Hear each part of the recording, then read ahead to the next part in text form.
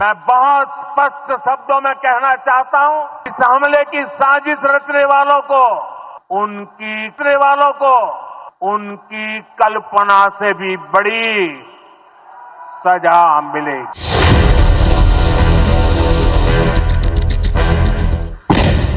किसी को बख्शा नहीं जाएगा, किसी को बख्शा नहीं जाएगा। इस देश की इंच इंच भूमि पर से आतंकवाद को मूल समेत उखाड़ने का हमारा संकल्प है और वो सिद्ध होकर रहेगा।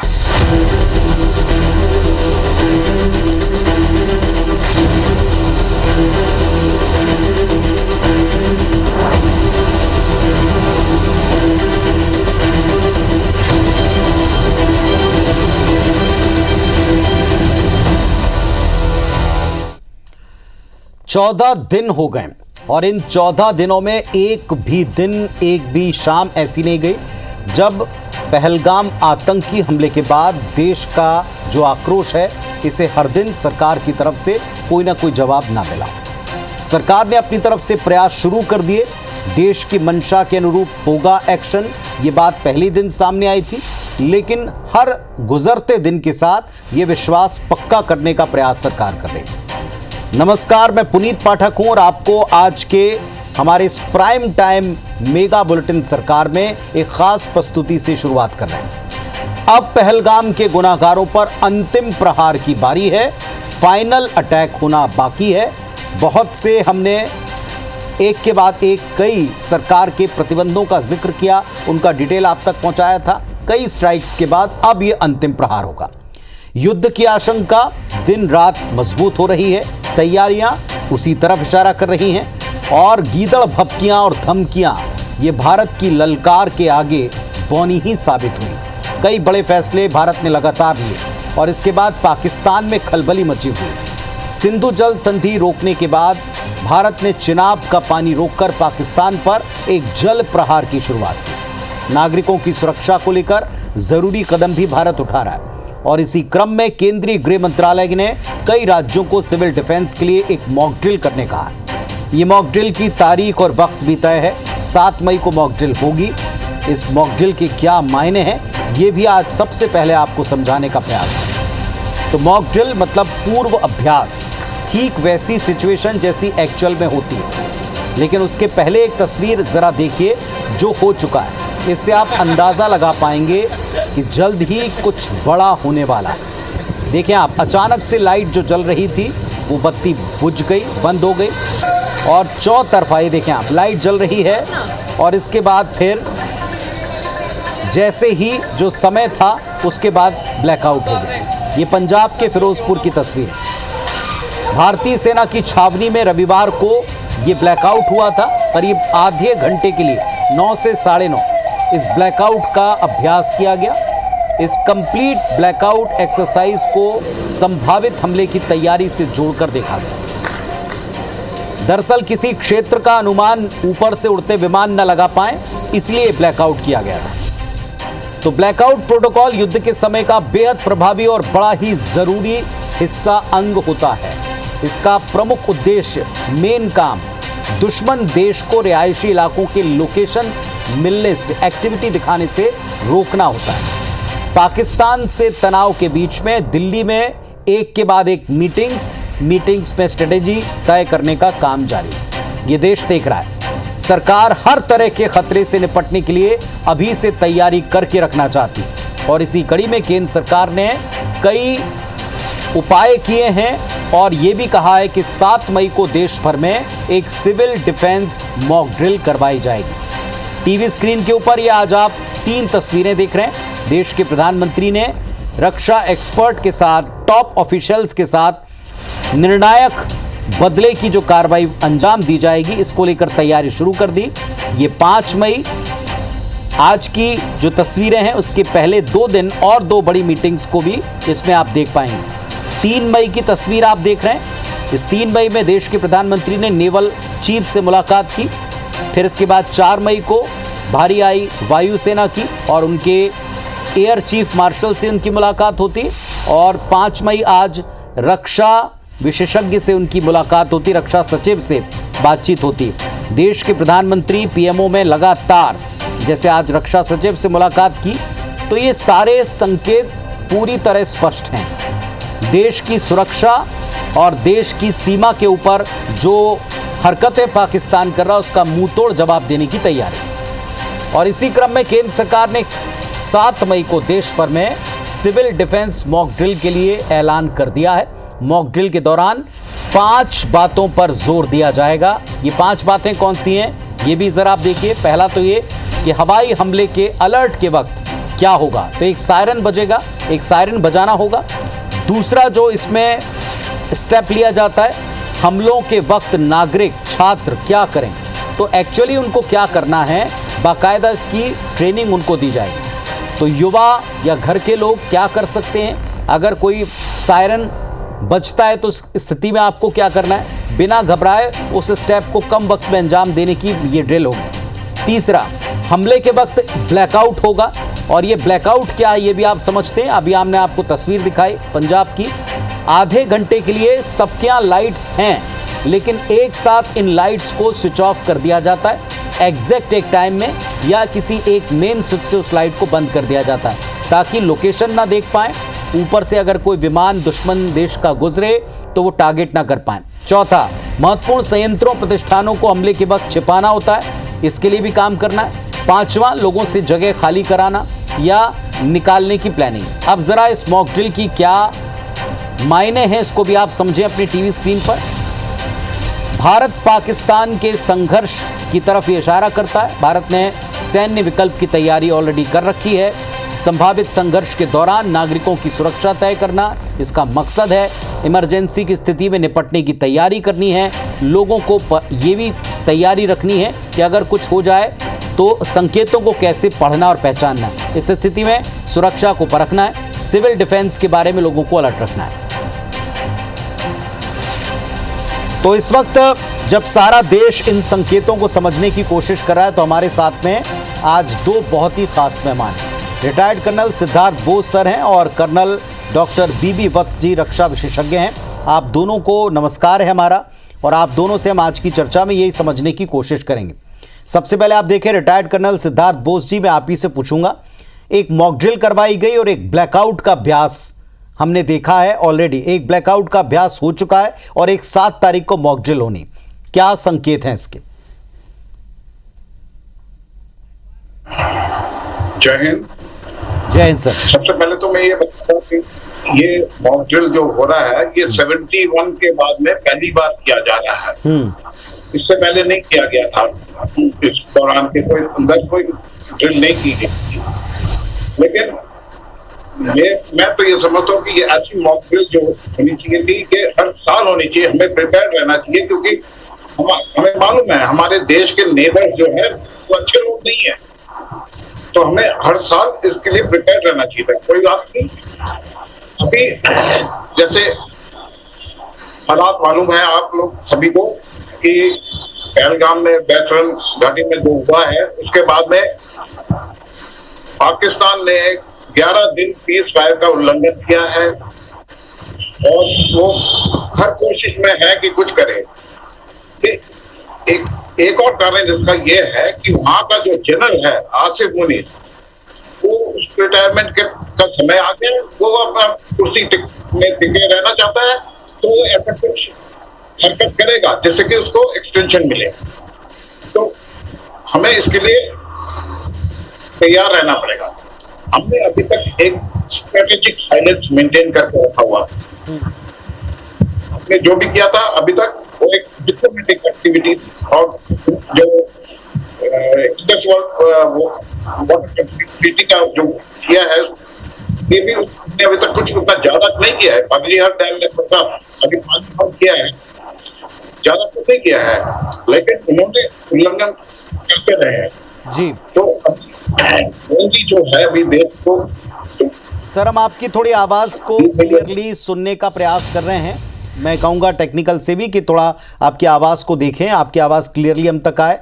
फिलहाल रिटायर्ड कर्नल सिद्धार्थ बोस साहब से हमने चर्चा में इतना तो समझा है कि ये 71 के युद्ध के बाद पहली बार है जो इस तरह की ड्रिल पूरे देश में करवाई जा रही है, कई सारे राज्यों में कराई जा रही है। कर्नल डॉक्टर बीबी वत्स, रक्षा विशेषज्ञ भी हमारे साथ में जुड़े हुए हैं। डॉक्टर बीबी वत्स साहब, जो अभी के हालात हैं, इशारा किस तरफ है लोग समझ रहे हैं, लेकिन देश के कुछ राज्यों में जो ड्रिल होने वाली है इसमें क्या अभ्यास कराया जाएगा, क्या नागरिकों को करना होगा, बताइए थोड़ा।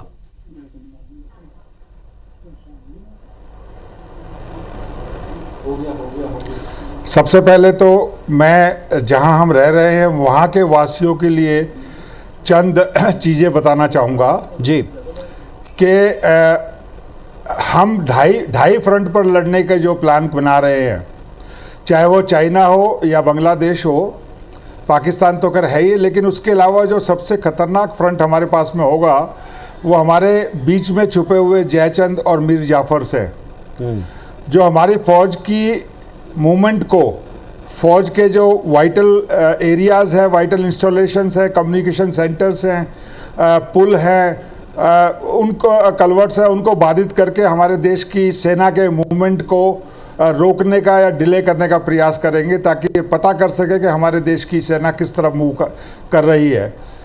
तो मैं मध्य प्रदेश के हर नागरिक से ये हाथ जोड़कर प्रार्थना करूंगा कि अपने आँख, नाक, कान खोल कर रखिए। कोई एक छोटी सी भी चीज़ जो आपको छोटी लगेगी लेकिन हो सकता है देश की सुरक्षा के लिए वो सबसे इम्पोर्टेंट हो सके।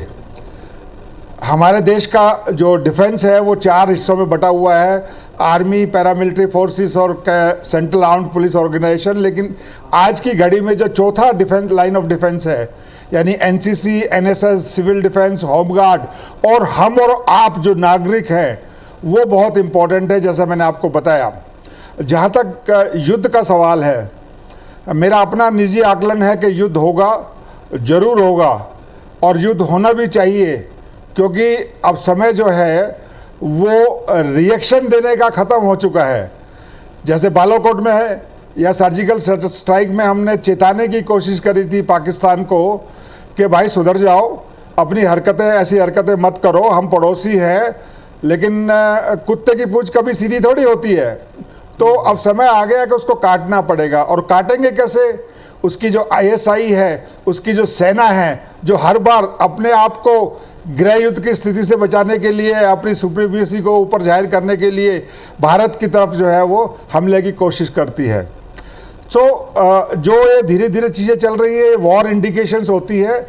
युद्ध एकदम नहीं होता, युद्ध के बहुत स्टेजेस हैं। अब जैसे आपने देखा कि गंगा एक्सप्रेस वे पर हमारे फाइटर प्लेन्स ने और दूसरे हवाई जहाज़ों ने नाइट लैंडिंग तक की भी प्रैक्टिस करी है। हमारी इंडियन नेवी जो है वो हिंद महासागर और अरेबियन सी के अंदर में हर प्रकार का जो है अभ्यास कर रही है, और कराची हमारी डायरेक्ट रेंज में है। 1971 की लड़ाई को आप देखिए, कराची के जो ऑयल डम थे वो किस तरीके से हमने बर्बाद किया था, और पाकिस्तान के पास में सिर्फ 3 दिन का ऑयल रिजर्व बचा था। आज की हालत भी पाकिस्तान की बहुत ख़राब है। पाकिस्तान के पास में कोई रिजर्व तो है ही नहीं, और दुनिया का कोई भी देश, 1-2 छोटे मोटे देश छोड़कर, चाहे टर्की हो या कुछ हद तक सिंपैथेटिक तौर पर, सिंबॉलिक तरीके तौर पर चाइना हो सकता है, लेकिन पाकिस्तान को ना कोई हथियार मिलने वाले हैं, ना कोई दूसरा कोई असला जो युद्ध में काम आने वाला है वो मिलने वाला है। तो कुछ लोगों का ये धारणा कि हमने अभी तक अटैक क्यों नहीं किया, मैं अपने देशवासियों से सिर्फ यही कहना चाहूँगा कि रिएक्शन और रेस्पॉन्स, इन दोनों में फ़र्क होता है। बालाकोट में और जो सर्जिकल स्ट्राइक हुई थी, हमने पाकिस्तान को चेताने के लिए एक रिएक्शन दिया था कि हम ऐसा कर सकते हैं, लेकिन अब समय आ गया है कि हम उसको एक रिस्पॉन्स सोचा समझा, कैलकुलेटेड और अगली उसकी कुछ पुश्त याद रखे, एक रेस्पॉन्स ऐसा दिया जाए। आपने बिल्कुल ठीक कहा, और इसीलिए जो आज का हमारा पूरा सेशन है, इसमें हम देशवासियों को जो देश की सरकार की मंशानुरूप तैयारी वो करवाना चाहते हैं, उसके कुछ इंडिकेशंस जो मिल रहे हैं, इसको समझने के लिए आप दोनों से चर्चा को आगे भी जारी रखते हैं। एक रिपोर्ट है जो आपको भी दिखाएंगे और दर्शकों को भी दिखाना चाहेंगे। भारत सरकार ने मॉक ड्रिल के जरिए देश के लोगों को एक तरह से युद्ध के लिए अभी से चेताया है और तैयारी रहने का संकेत साफ कर दिया है। दूसरी तरफ भारत सरकार पाकिस्तान का टेंशन बढ़ाने में कोई कसर छोड़ना नहीं चाहता। भारत ने पाकिस्तान के साथ सिंधु जल संधि को स्थगित अकेले ये स्टेप नहीं लिया, बल्कि उस पर जो सवाल उठ रहे थे उसके जवाब भी इन 14 दिनों में दे दिए। अब अपनी मर्जी के मुताबिक पानी का इस्तेमाल करना शुरू कर दिया है भारत ने और ये पाकिस्तान के होश उड़ाने वाला है। एक रिपोर्ट सबसे पहले इसी जल स्ट्राइक के ऊपर आप देखिए।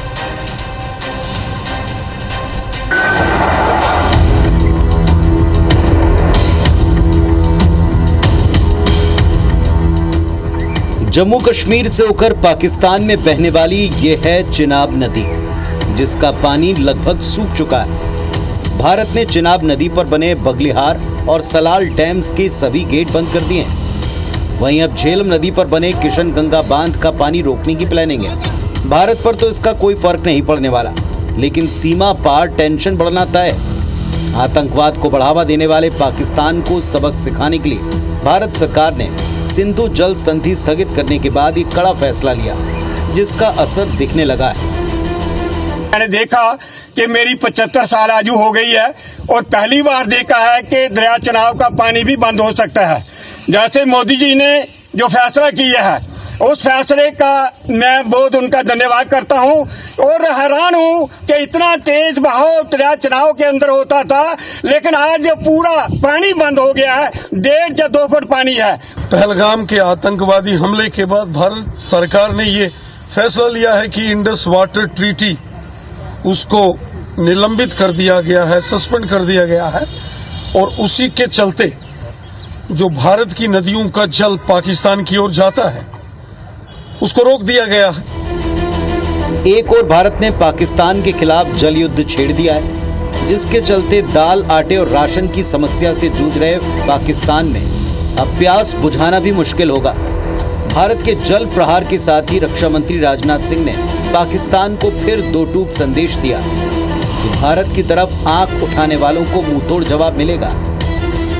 रक्षा मंत्री के रूप में मेरा दायित्व है कि मैं अपने सैनिकों के साथ मिलकर देश की सीमाओं की सुरक्षा सुनिश्चित करूं और मेरा यह दायित्व है कि अपनी सेना के साथ मिलकर देश के ऊपर आंख उठाने वालों को मुंहतोड़ जवाब दूं।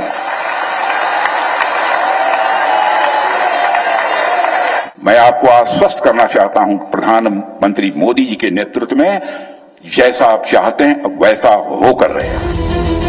वहीं भारत के ताबड़तोड़ एक्शन से पाकिस्तान में खलबली है।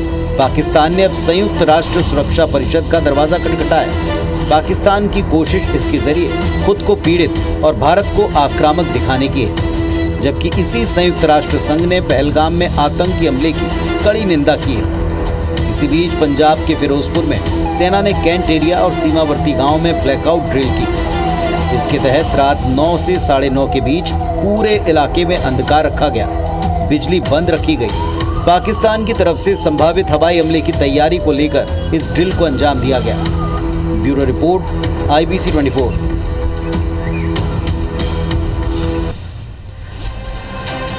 तो एक के बाद एक कई कदम उठाए जा रहे हैं और इसमें जिस दिन ये ट्रीटी भारत ने कहा था, पहली जो स्ट्राइक की थी जिसमें सबसे बड़ा सिंधु जल समझौता रद्द करने की बात थी, उस दिन बहुत से सवाल उठाए गए थे।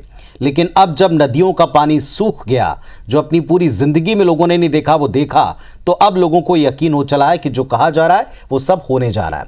सिद्धार्थ बोस सर हमारे साथ में, रिटायर्ड कर्नल साहब। सिद्धार्थ बोस सर, ये पहले दिन से सवाल उठाए जा रहे थे कि क्या ये पॉसिबल है, क्या ये हो सकता है, लेकिन अब इस स्ट्राइक के बाद पाकिस्तान अपने आप को विक्टिम बताने के लिए उन संस्थाओं की तरफ जा रहा है जहां वो अब तक सरासर झूठ बोलता रहा है। इस स्टेप को आप कैसे देख रहे हैं? कमर तोड़ने वाला है और क्या क्या हो सकता है इसी दिशा में? बहुत सही कहा आपने। पाकिस्तान तो हर एक झूठ का फंदा है। हर वक्त पाकिस्तान किसी झूठ के ऊपर ही कार्रवाई करता रहता है। इनका कोई बेस नहीं है। लेकिन हम वैसे फिनिश स्पेस में नहीं जाएंगे। हमें पता है हमें अपना टाइम एंड स्पेस हम अपना चूज के हिसाब से लेंगे और हमें पूरी तैयारी करनी पड़ेगी। और इस तैयारी के लिए हमने ये कदम उठाया है और ये जो कदम है ये मेनली तो सिविल डिफेंस का है, जो फौज में करना है। फौज की तो सभी को मालूम है कि सीडीएस और पीओसी और जो हमारे रक्षा सचिव है राजेश कुमार सिंह जी, इनके साथ में माननीय प्रधानमंत्री जी ने मीटिंग ली है और वो सब डिस्कस होकर वो फाइनल हो ही गया है। लेकिन जो सिविल डिफेंस ने कदम उठाना है, वक्ता को मैं ठीक से सुन नहीं पाया, लेकिन ये काम जो है मेनली जो है कि अगर कुछ ऐसा उन्होंने किया तो हमें क्या क्या तैयारी करनी पड़ेगी। इन तैयारियों के लिए मेनली है हमारे जो इनका अगर कुछ हो सकता है तो मेनली जो बम्बार्डमेंट होगा, ये एरियल बम्बार्डमेंट होगा, उसमें मेन खतरा है आग जाने का। तो एक तो फायर सर्विसेज है जी, एक मेडिकल सर्विसेज है, एक कैजुअलिटी इवैक्यूएशन है और इसके सबसे ऊपर है ट्रेनिंग। तो ट्रेनिंग में सिविलियन की सबकी ट्रेनिंग और इसमें एक आता है जो हमारे एक लाइन ऑफ डिफेंस में आते हैं, हमारे एनसीसी के छात्र। ठीक है, तो हमारे एनसीसी हर जगह है। मैं कहता हूँ कि हमारे जो एनसीसी में हमारे अफसर हैं उनके बच्चों की सबकी ट्रेनिंग शुरू कर देंगे और उनको रिस्पॉन्सिबिलिटीज भी दी जाएगी। आप सारे सर वो कदम बता रहे हैं कि जो देश के लोगों को स्थिति से निपटने के लिए, उस चैलेंज से निपटने के लिए अभी से तैयार कर पाएं, ताकि उस समय ब्लैंक ना हो जाएं कि हमें एक्चुअली करना क्या है, हो क्या रहा है। इसके लिए अभी युवा पीढ़ी को और स्पेशली जो बॉर्डर एरिया के जो स्टेट हैं उनको प्रिपेयर कराया जा रहा है। कर्नल डॉक्टर बीबी वत्स सर, मेरा आपसे सिर्फ एक ही सवाल है, ये जो जल स्ट्राइक किया है और जिस अंदाज में किया है, उन सवालों का तो जवाब है ही कि ये हो नहीं सकता, लेकिन आगे और इसके क्या स्टेप्स हैं, आगे इसके और क्या कदम हो सकते हैं, इसे जानने की जिज्ञासा बढ़ा दी।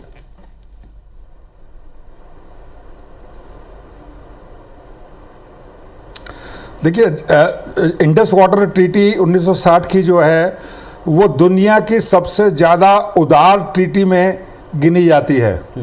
यानी हम अपने देश के किसानों को प्यासा रखकर, अपने देश की जनता को पानी ना देकर, उनके खेतों को सूखा रखकर हम पाकिस्तान के पंजाब प्लेन्स को पानी दे रहे थे, वो भी 80%, जिससे कि वो अपनी 23% जीडीपी और 20% उसके किनारे जो बड़े बड़े शहर जो हैं, रावलपिंडी, लाहौर, जो रावलपिंडी जैसे शहर जो है वहाँ उसके किनारे उसकी जनता उसका इस्तेमाल कर रही थी। 50% वहाँ की बिजली उससे बन रही थी।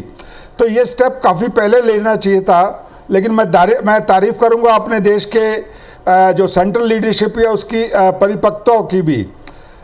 उन्होंने पाकिस्तान को चेताने के लिए काफ़ी समय दिया, लेकिन अब जब वो नहीं चेत रहा है तो समय आ गया है कि उसको एक अच्छे रिस्पॉन्स के साथ में जो है जवाब दिया जाए। अब सवाल ये होता है कि देखिए, पाकिस्तान की इकनॉमी पहले से ही घुटनों पर है। सारे मुस्लिम देश हमारे साथ खड़े हुए, सऊदी अरेबिया उसको लोन नहीं दे रहा है, चाइना उसको लोन नहीं दे रहा है, तुर्की क्या उसको दे पाएगा, अजरबैजान उसको क्या दे पाएगा। लेकिन उस 98% जो देश है वो तो हमारे साथ में है। यानी कि इकोनॉमिकली और डिप्लोमेटिकली हमने पाकिस्तान को चारों तरफ से घेर लिया है।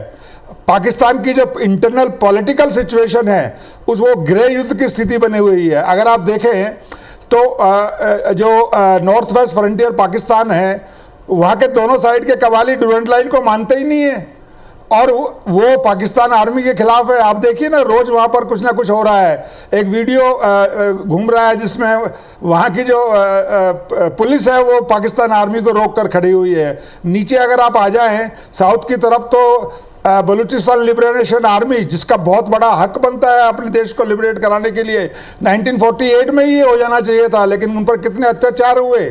उनकी जो माइनिंग, जो उनके जो खनिज पदार्थ है उनका कितना दोहन हो रहा है, चाइना उसके ऊपर में निगाह लगाकर बैठा हुआ है। तो बीएलए आर्मी अभी इतनी कमजोर आर्मी नहीं है। और बलूच तो पैदाइशी लड़ाका है। उसके उस इलाके की टेरेन ऐसी है कि उनके जो जवान हैं उनके जो लोग हैं, उनके जो आम जनता है वो इतनी हार्ड, स्ट्रांग और मजबूत होती है कि पाकिस्तान के जो प्लेन्स के पंजाबी हैं वो कहाँ उनका मुकाबला कर पाएंगे। नीचे अगर आप आ जाइए तो ग्वादर एयरपोर्ट के ऊपर में जो है प्रॉब्लम आ रही है।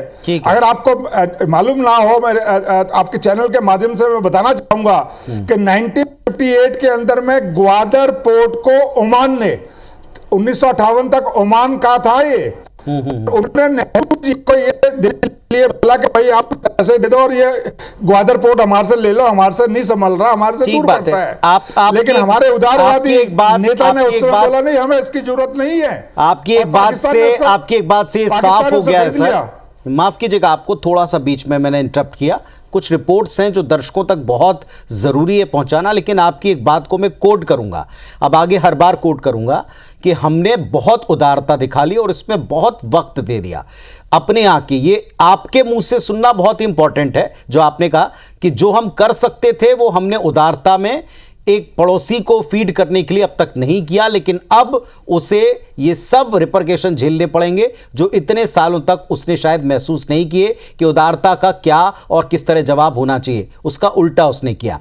मैं फिलहाल आप दोनों को बहुत धन्यवाद दूंगा कि आपने समय निकाला IBS 24 के दर्शकों के लिए, आपने अपना ओपिनियन दिया। बहुत धन्यवाद मैं आप दोनों को दूंगा। एक छोटा सा ब्रेक लूंगा यहां पर, और ब्रेक के बाद कुछ रिपोर्ट्स हैं जो दर्शकों तक हम पहुंचाएंगे। देखते रहें, जुड़े रहें। का हमारा संकल्प है और वो सिद्ध होकर रहेगा।